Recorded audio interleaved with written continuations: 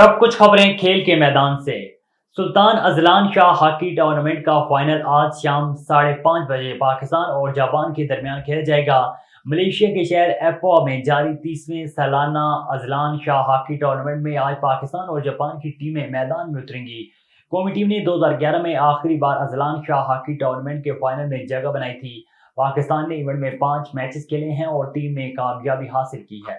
Fast bowler محمد عامر نے Ireland میں قومی ٹیم کو جوائن کر لیا۔ محمد عامر ویزا نہ ملنے کے باعث اسکواڈ کے ساتھ روانہ نہیں ہو سکے۔ فاسٹ بالر اتوار اور منگل کے میچ میں سلیکشن کے لیے دستیاب ہوں گے۔ Chairman P C B Mohsin Naqvi کی کوششوں سے محمد عامر کا ویزا جاری ہوگا۔